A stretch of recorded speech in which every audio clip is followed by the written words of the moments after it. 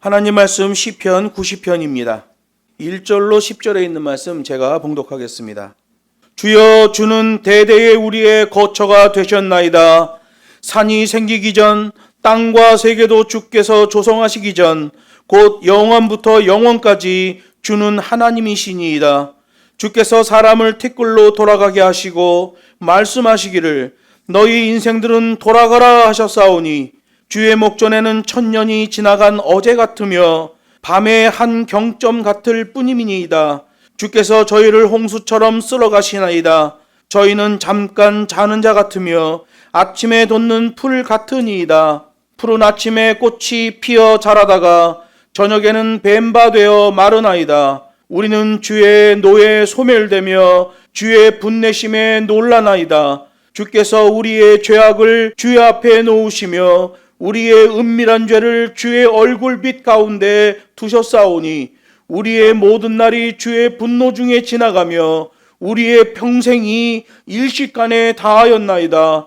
우리의 연수가 70이요 강권하면 80이라도 그 연수의 자랑은 수고와 슬픔뿐이요 신속히 가니 우리가 날아가나이다. 아멘. 본문 말씀을 가지고 본향으로 돌아갈 우리네 인생이라는 제목으로 하나님 말씀을 증거하겠습니다. 엊그제 2024년이 시작된 것 같은데 벌써 한 해의 마지막 날에 송구 영신 예배로 모였습니다. 매년 한 해의 마지막 순간들을 지나면서 단 한 번밖에 살 수 없는 인생을 마무리하는 훈련을 하고 있는 거예요.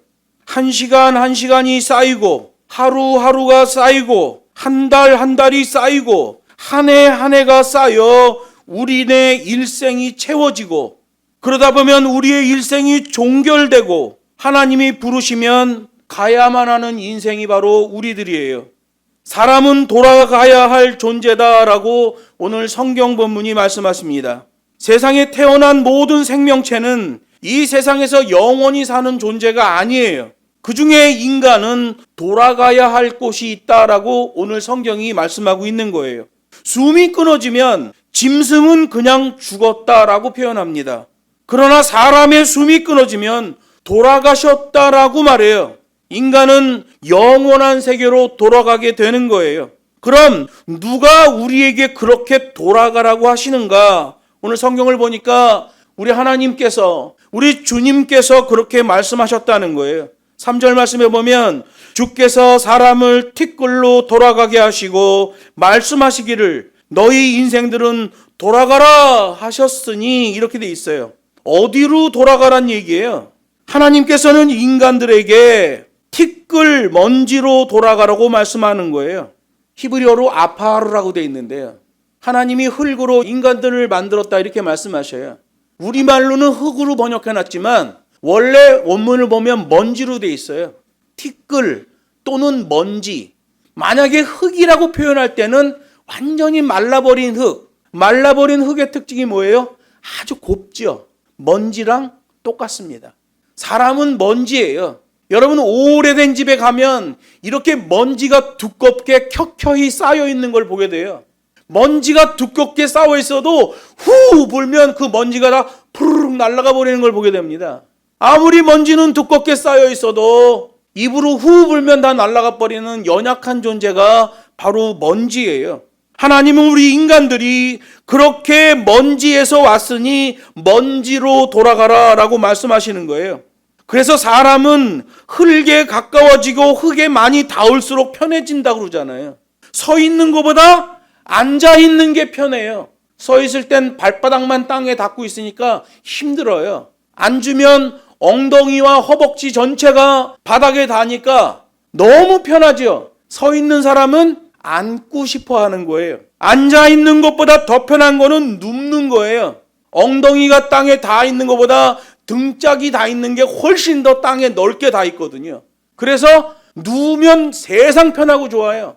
눕는 것보다 더 편한 게 있어요. 눕는 건 뒷판만 흙에 닿죠. 뒷판, 앞판이 다 흙에 닿버리면, 즉 사람을 땅에다 묻어버리면 제일 편한 거라고 그러잖아요. 그리고 사람이 흙으로 돌아가게 되잖아요. 그렇기 때문에 인간이 아무리 잘난 척을 해도 인간은 사실상 아무것도 아니에요. 폼생 폼사 자랑을 하지만 결국 먼지요 티끌에 불과한 거예요. 아주 유명한 연예인들 티끌이에요. 돈 많은 부자들 역시 하나님 보실 때는 티끌에 불과한 거죠. 인간의 육신은 흙으로 빚어졌지만 인간의 영혼은 하나님께로부터 왔어요. 그래서 하나님 앞에 돌아가야 돼요. 여러분, 사람이 부활하게 되면 그걸 변화의 몸이라고 그래요. 예수님도 부활하셨을 때 그 변화의 몸일 때는 식생을 하시죠. 야, 물고기 좀 구하고 와라. 배가 고프다.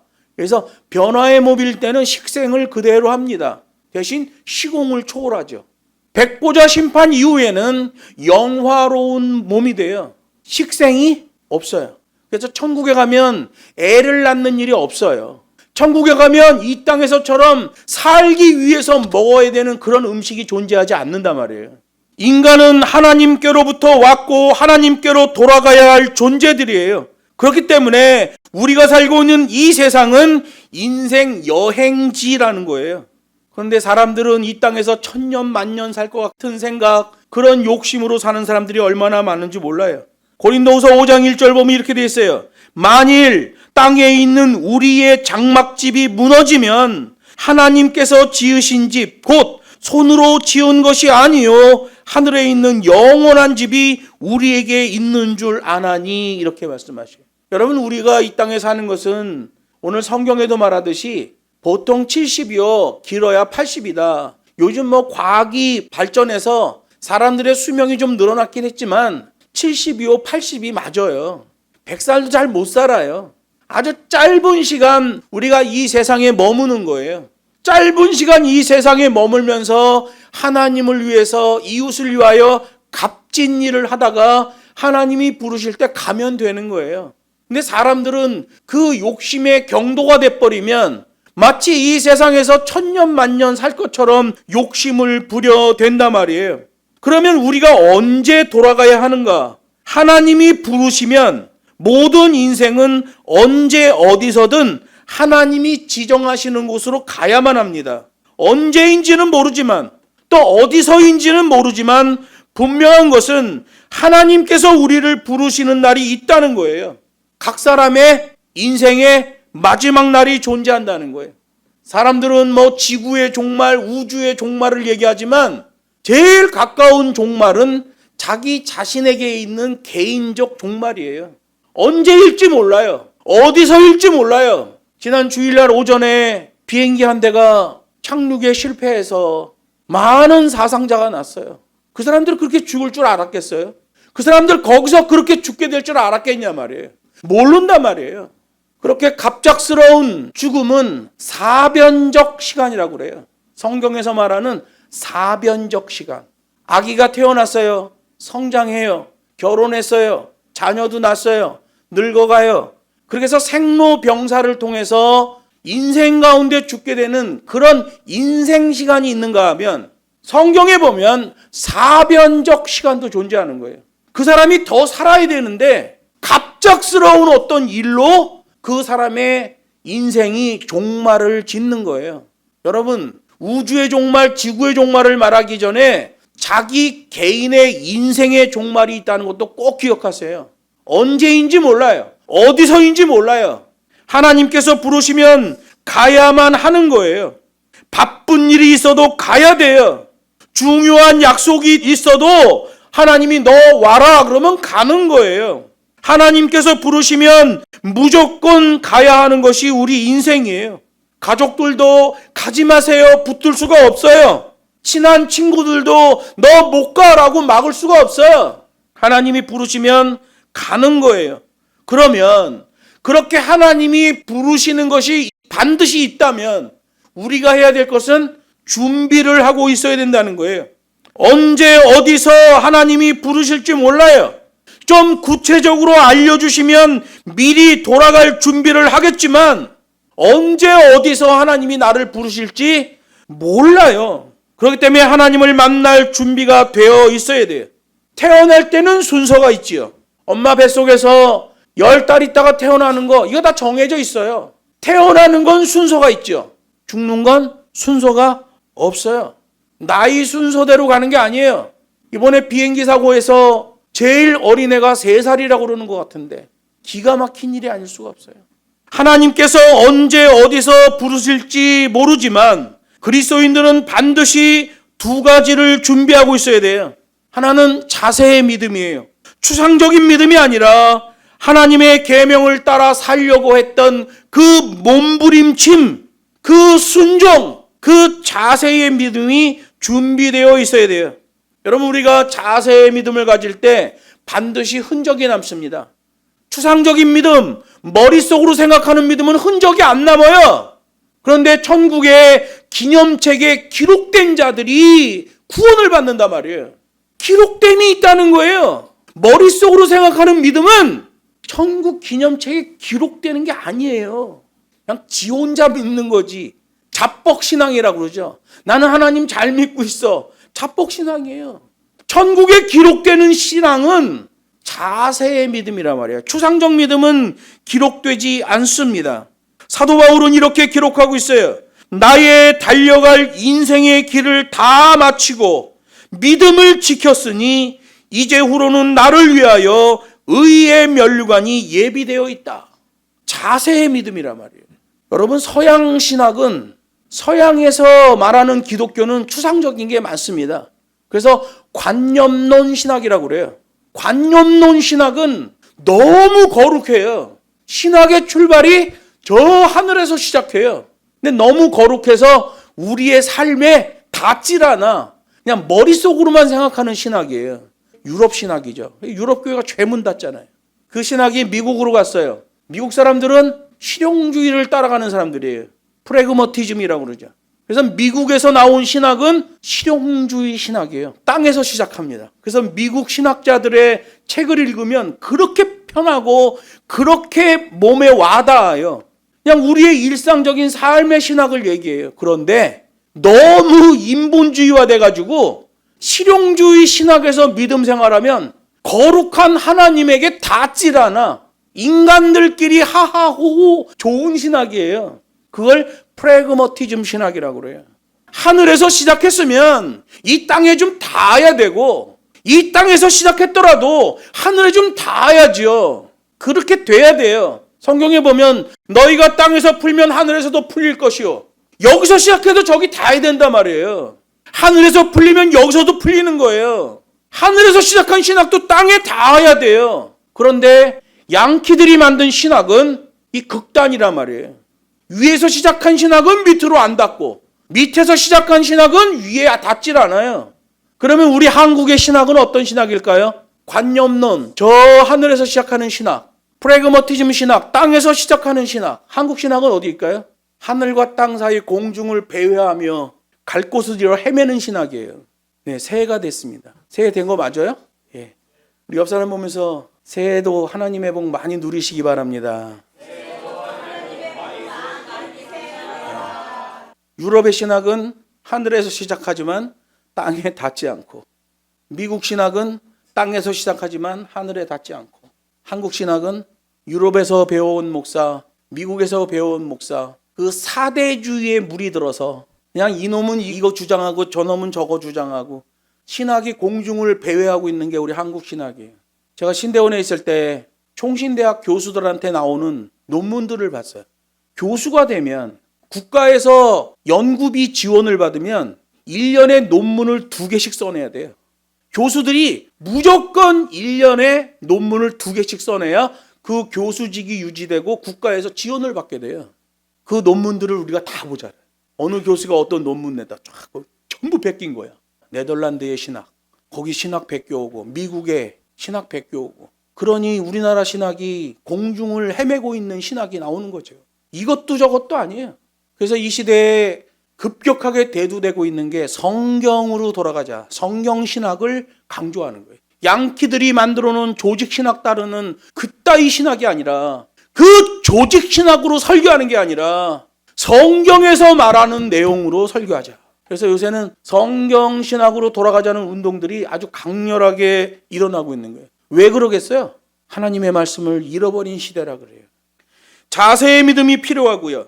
두 번째 필요한 것은 사명 보고서가 필요해요. 하나님이 우리들에게 맡기신 사명을 이루기 위하여 어떻게 노력했는가, 내 삶의 흔적이 있어야 된다는 거예요. 각 사람마다 최대치의 충성을 해야 된다는 거예요. 지금 북경평안교회 사역자들과 간사들, 교사들은 정말 최대치입니다. 최대치. 저도 정신착란, 정신분열 증세가 막 나타나고 그랬어요. 그래서 하나님 붙들었죠. 여러분, 하나님이 맡기신 사명을 위하여 노력하고 힘쓰고 애썼던 삶의 흔적이 필요한 거예요. 주님의 몸된 교회를 위해서 눈물로 섬긴 흔적이 있는가? 하나님이 우리를 세상에 보내시고 교회로 부르신 목적이 바로 그거예요. 하나님의 몸된 교회를 위하여 눈물 흘리며 봉사하는 것. 그게 곧 하나님께 봉사하는 게 되는 거예요. 여러분, 우리는 짧은 인생을 살아요. 여기 90편 4절을 보면 천년이 주의 목전에는 지나간 어제와 같다 이래요. 또 말해요. 천년이 밤의 한순간 같다 라고 말해요. 너무 짧은 인생을 살아요. 5절 6절은 저희는 잠깐 자는 자 같으며 아침에 돋는 풀 같으니이다. 하나님이 보실 때는 천년이 그렇게 짧다는 거예요. 우리는 천년 못 사는 사람이야. 기껏 살아야 100년이에요. 그러니 얼마나 짧은 인생이에요. 9절 말씀 보면 우리의 평생이 일시간에 다하였나이다. 여러분, 이 90편은 모세가 지은 시예요. 모세가 하나님의 인도함을 받고 120살까지 쓰임을 받잖아요. 왕궁에서 40년, 미디안 광야에서 40년, 이스라엘 백성들을 출애굽시켜서 40년, 120년 살아요. 정말 고생한 인생이에요. 모세가 마지막에 이거 고백해요. 인생은 너무 짧은 삶이다. 우리의 연수가 70이요 강건하면 80이라도 그 연수의 자랑은 수고와 슬픔뿐이요 신속히 가니 우리가 날아가나이다. 이거 날아간다고 해서 우리가 비행기처럼 로켓처럼 빨리 날아간다, 그렇게 시간이 빨리 간다, 이런 의미가 아니에요. 이 날아가나이다라는 히브리어는 와나이파라는 말인데요, 초월 단계로 넘어가다는 얘기예요. 초월 단계. 이 세상에서 내가 1년, 2년, 3년, 4년 이렇게 계수하는 이런 개념의 시간이 아니라 초월 단계로 넘어간다는 거예요. 하나님의 은혜에 의한 구원. 근데 그 하나님의 은혜는 하나님의 계명으로부터 나온다. 이게 들어있는 거예요. 하나님의 계명으로부터 나온 하나님의 은혜에 의해 우리가 구원을 받는데 그 구원이 우리를 버텨주기 때문에 초월의 단계로 넘어가게 됩니다 라고 얘기하는 거예요. 이렇게 인생이 짧은데 어떤 사람들은 이 땅에서 영원히 살 것 같은 착각을 하며 무수한 욕심을 부려댄다는 말이에요. 지난 날을 되돌아보면 우리가 살아온 삶의 과거가 어떻게 이리도 빠르게 지나갔는지, 언제 그렇게 다 가버렸는지, 우리 인생은 그렇게 짧기 때문에 더 소중하고 값지게 살아야 돼요. 오늘 성경이 말해요. 시편 90편 보면 시간 관리를 잘 해야 된다는 말씀을 하셔요. 모세가 12절에서 기도했습니다. 우리에게 우리 날 계수함을 가르치사 지혜의 마음을 얻게 하소서. 여기 12절에 있는 이 말씀은 이 시대로 말하면 나로 하여금 내 인생의 시간 관리를 하게 하옵소서예요. 그냥 허망하게 시간을 보내는 게 아니라, 무의미하게 시간을 소비하는 게 아니라 나에게 주신 나의 날, 내 시간을 잘 관리하는 자가 되게 해달라는 기도예요. 이 말은 하나님 아버지, 인생이 얼마나 짧은 것인지 우리에게 가르치셔서 우리로 하여금 슬기롭게 살아가게 하여 주옵소서라는 기도예요. 여러분, 그래서 우리도 자기 인생의 시간 관리를 위해 하나님께 기도하는 자가 되어야 돼요. 사도 바울도 바리새인으로 오래 살며 인생을 많이 허비했어요. 그래서 사도 바울이 바울서신에 기록합니다. 세월을 아끼라. 기도하면서 내가 해야 할 일과 하면 안 되는 일을 구별해야 돼요. 저는 자전거를 많이 타고 다니잖아요. 그냥 길바닥에 있는 사람들을 많이 만나요. 많이 스쳐가게 되죠. 제일 답답한 사람이 휴대폰 보면서 걸어가는 사람이에요. 아주머니들 휴대폰 보면서 걸어가는 거 이렇게 옆에 보면 그냥 무슨 동영상 같은 거 이런 거 보면서 횡단보도 넘어가고 이래. 걱정스러워요. 여러분, 주님이 휴대폰으로 응답하는 경우가 없어요. 기도할 때 응답하는 거지 휴대폰을 통해서 우리에게 응답하는 게 없어요. 여러분, 휴대폰을 통해서 얼마나 많은 사람들이 거기에 문제가 생겨버려요. 저는 자전거 타고 다니면서 사람들 많이 이렇게 접촉하다 보니까 휴대폰 보면서 가다가 넘어지고 차에다 들이받치는 사람들을 의외로 많이 봅니다. 여러분, 2025년에는 그런 습관 하나 고치세요. 혹시 여러분한테 휴대폰 보면서 걸어다니는 습관이 있으면 그거 좀 고치세요. 그거 정말 좋지 않은 습관입니다. 다른 사람에게도 해를 끼치고 자기 자신도 문제가 생겨요. 걸어다니면서 휴대폰 보는 사람은 차 운전하면서도 봐요. 한강 자전거 길 나가면 자전거 타고 다니면서도 휴대폰 보고 걸어가는 사람 들이받고 강 밑으로 떨어지는 애들도 있어요. 절대 그렇게 하면 안 돼요. 이런 거 하나 고쳐도 굉장히 반듯한 삶을 살 수 있을 거예요. 여러분, 이 시대의 시간 관리는 그런 거예요. 그리고 지금과 현재를 활용해야 돼요. 지금 내가 해야 할 일을 미루지 말아야 돼요. 과거는 이미 지나갔기 때문에 과거의 시간을 활용할 방도는 없어요. 과거는 그냥 추억일 뿐이에요. 미래는 아직 나에게 오지 않았기 때문에 미래는 아직 당장 나의 날은 아니잖아요. 무안공항에서 비행기 사고 난 거 보면 어느 순간 잠시 후의 시간이 나에게 안 올 수도 있어요. 언제 어떻게 될지 누가 알아요. 그러므로 당장 우리가 사용할 수 있는 시간은 지금이라는 시간뿐이에요. 지금 충성하지 않으면 다시는 충성할 기회가 주어지지 않는다라는 각오를 해야 돼요. 주님, 저를 붙들어 주셔서 늙기 전에 주님을 넉넉히 기쁘시게 해드리는 봉사하는 인생으로 나를 인도하여 주옵소서. 이 기도를 해야 돼요. 주님을 위하여 일할 수 있는 시간도 아주 짧잖아요. 우리가 주님을 위하여 봉사하고 섬길 수 있는 시간이 실제로 아주 짧습니다. 다음에 또 할 수 있을 것 같지만 그날이 영영 오지 않을 수도 있어요. 그러므로 지금 현재 최선을 다해야 되는 거죠. 그렇기 때문에 진리와 사명에서 발 빼는 작업을 하면 안 되는 거예요. 무엇이든지 주님이 맡기는 것은 두 손으로 꽉 잡고 자기 사명으로 만들어야 돼요. 진리에는 발 빼는 작업이 없기 때문에 그렇습니다. 어떤 사람은 개인적인 일로 바빠서 하나님의 일을 할 수 없다고 하는 사람들이 있는데 하나님의 일을 할 수 없을 정도로 바쁜 인생은 좋은 인생이 아니에요. 하나님을 위해서 해야 할 일을 적시적소해서 하며 사는 게 지혜요 상급이 되는 거예요. 하나님의 일을 하되 성령님과 함께 일을 해야 돼요. 인생은 짧은데 할 일은 너무 많고 내 능력이 따라가지 못하는 일도 있어요. 자기 능력으로는 할 수 있는 게 별로 없어요. 그렇기 때문에 우리는 범사에 성령의 동행하심을 구해야 해요.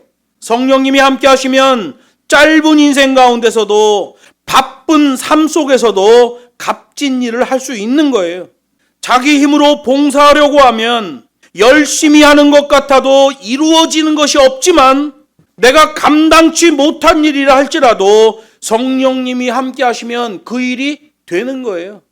하나님께서 우리를 교회 공동체로 부르신 것은 우리와 함께 일하시기를 원하시기 때문에 그래요. 그래서 하나님의 법과 시간에 살아가면 하나님이 우리 인생을 도와주시는 거예요. 저는 주일 예배가 끝나고 나서 여기 교회 행정과 저기 북경에 있는 행정을 다 해요. 매일매일 신학교 관련된 일들을 처리합니다. 그러면 거기 학생들 이름 하나하나 불러가면서 기도하고 우리 성도들 이름도 하나하나 불러가면서 기도해요. 하나님이 이들을 붙들어 주셔서 특별히 우리 북경에 있는 사역팀은 한 사람 한 사람이 다 자기 일이 다 있어요. 그래서 매 사역자 교사들이 월 말이면 저에게 다음 달에 어떤 일을 할 건지에 대한 계획서가 다 옵니다. 저도 목회 계획을 보내잖아요. 거기는 한 사람 한 사람 계획서가 저한테 다 와요. 그러면 그 계획서를 이렇게 보면 누구는 다음 달에 무슨 일을 하겠구나 다 알 수 있어요. 그리고 그 일이 되어질 수 있도록 기도해 주는 거예요.